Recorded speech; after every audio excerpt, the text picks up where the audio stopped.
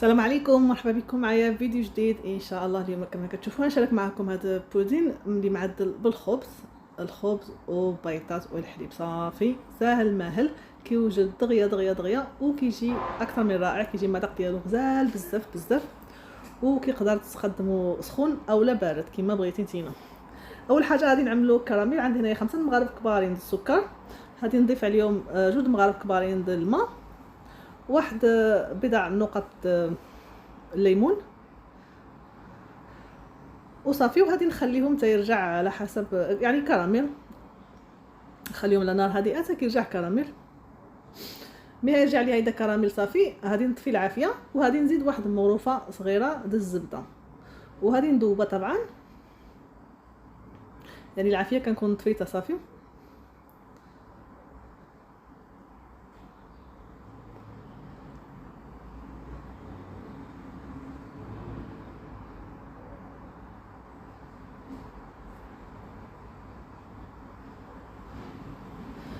صافي هنايا في المولدي غادي نعمل ديك كراميل ديالي مباشره في المولدي اللي غادي ندخلو الفران، وغادي نخليه جانبا، وغادي نكوزو نعدلو بودين ديالنا ان شاء الله.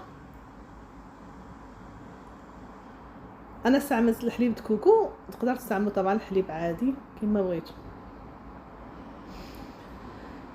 هادي نعمل هنايا 620 غرام ديال الحليب كوكو. كما قلت لكم تقدروا تستعمل حليب عادي، سمحوا لي. انا استعملت هذا الحليب الكوكو يعني كوكونات ميلك. 180 غرام د السكر، وواحد واحد هذيك فانيلا، و6 بيضات. صافي هذا هو اللي غادي نعملو. 6 بيضات، 620 غرام د ميل د حليب كوكو اولا الحليب عادي اولا اللي بغيتي، فانيلا و180 غرام السكر. وغادي نضيفوا الخبز.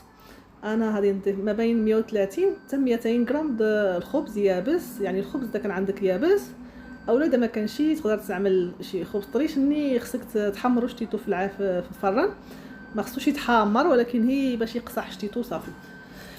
ما تزيدش اكثر من 200 غرام د الخبز، على حسب. اذا عملتي الخبز بزاف هذه تجي ساعات قاصحه بزاف وما يجيش في المذاق مزيان. هيا كما كتشوفوا انا الخبز حمرت شتيتو في الفران حيت عاد كنت شريتها طريه. ما تزيد، ما قلت لكم 120 130 حتى 200 غرام د الخبز، ما تزيدوش اكثر حيت هي اصلا من بعد غادي تشرب. غادي نخليوها في ديك الخليط ديالنا د البيضات والحليب واحد 10 دقائق هيدا، باش كيدخل فيها ديك الحليب مزيان.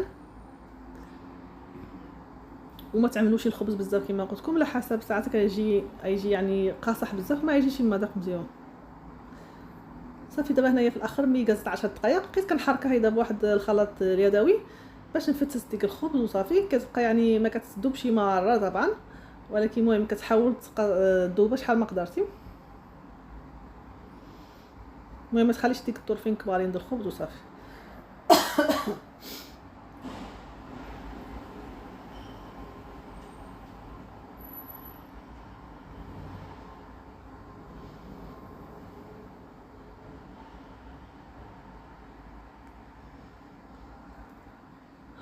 صافي دابا غادي نجيبو ديك المولدي ديالنا، غادي نعملوه على حمام ماريه، يعني على من المولدي. وغادي يكون عندي تما شي صينيه من تحت اللي غادي نعمل فيها الماء مغلي. صافي غادي نعمل هذا الخليط ديالي مباشره في المولدي اللي غادي نعمل اي مولدي طبعا اللي عندك، ماشي ضروري يكون هيدا. وغادي نضيف الماء سخون كما قلت لك، الماء مغلي كما قلت لكم. الماء مغلي، وغادي ندخلوها نفرن 160 درجه ما بين 40 حتى 45 دقيقه.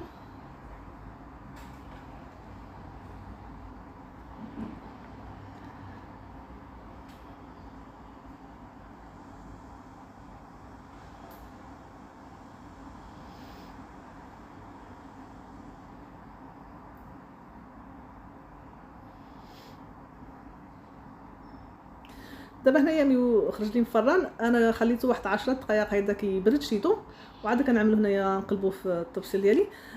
ماشي ضروري، ماشي بحال الفلان هذا خصو تيبرد مزيان عادك تقلبو، نو، حيت تقدر تاكلو تا سخون. انا خليته غير واحد 10 دقائق يبرد في المولد ديالو، وكما كتشوفوا خويتو وهو باقي دافي، يعني باقي سخون شتيتو باقي دافي. وكما كتشوفوا كيخرج بكل سهوله، وكيفاش جا يعني جا خفيف بزاف، وكما كتشوفوا بحال فلان زعما، ولكن هو بالخبز. كما قلت لكم تقدر تاكلوه سخون اولا بارد. سخون كيجي غزال بزاف، دابا على حسب برد. المهم المغرب واخا باقي ما عندهم شي برد، هنايا برد عندنا. حنا دخل الشتا صافي. هادي نعمل انا شريت هاد كوكو، هاد يعني كوكو كوكونات، هيداك شريتو وقطعته لقطع صغيره، هيدا يعني رقيق بزاف. وهادي نزين به، طبعا كتزين به كيما بغيتي تعمل له فروطه حتى هي كتجي مزيونه، اولا كاع تخلي هيداك. هو اصلا ديك الديكور الكراميل كيجي كيعطي له يعني منظر مزيون.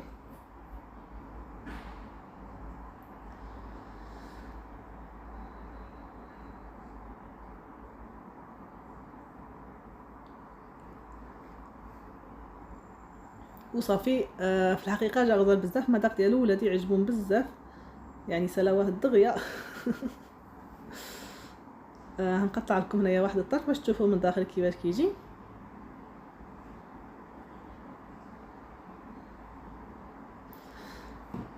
كيما كتشوفوا كيجي بحال فلان تقريبا، يعني كيما كتشوفوا بحال ديكور دو فلان شني هو بالخبز.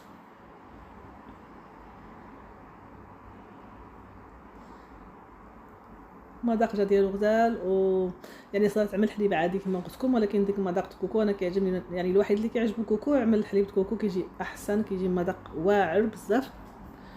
وصافي هذا صافي، هذا الفيديو ديالنا اليوم ما شاء الله، كنتمنى ينال الاعجاب ديالكم. جربوه ردوا عليا، الطريقه سهله بزاف وهذه تعجبكم ان شاء الله. وصافي والسلام عليكم. بغيتي تعمل لنا شويه كراميل من ديك اللي كيكون في الوسط، انا كيحمقني كراميل يعني كيجي واعر.